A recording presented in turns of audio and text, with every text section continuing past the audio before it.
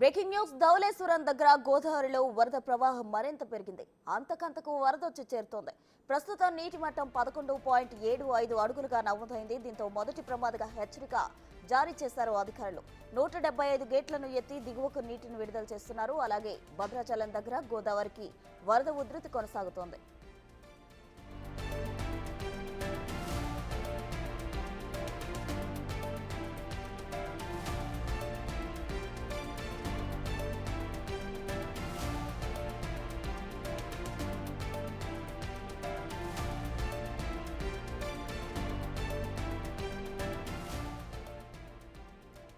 ధవళేశ్వరం దగ్గర గోదావరిలో వరద ప్రవాహం మరింత పెరిగింది. అంతకంతకు వరద వచ్చి చేరుతోంది. ఇక 11.75 అడుగులకు నీటి మట్టం చేరినట్లు తెలుస్తుంది. అయితే ఇప్పటికే 175 గేట్లు ఎత్తి దిగువకు నీటిని విడుదల చేశారు అధికారులు. అటు ధవళేశ్వరం దగ్గర గోదావరి ఉధృతి అయితే నమోదవుతుంది.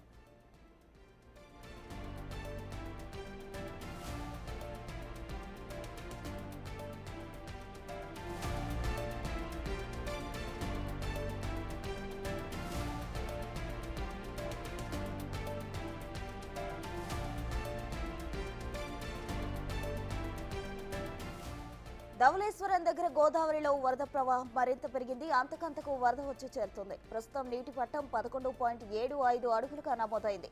దీంతో మొదటి ప్రమాద హెచ్చరిక జారీ చేశారు అధికారులు. 175 గేట్లు ఎత్తి దిగువకు నీటిని విడుదల చేస్తున్నారు. అలాగే భద్రాచలం దగ్గర కూడా గోదావరి వరద ఉధృతి కొనసాగుతుంది.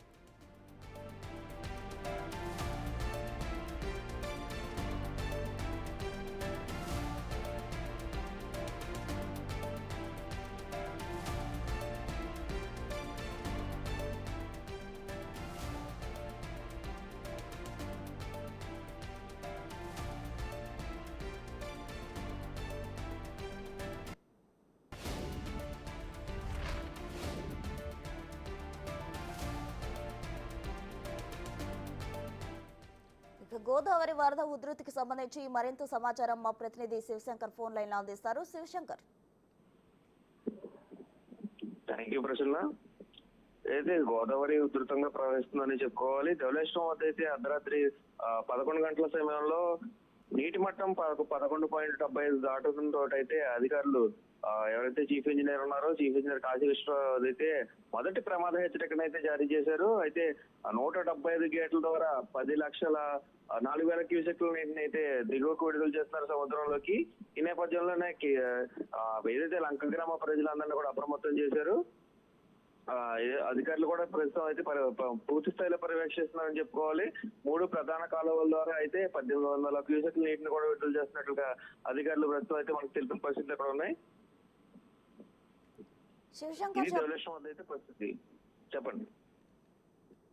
Thank you Shivshankar.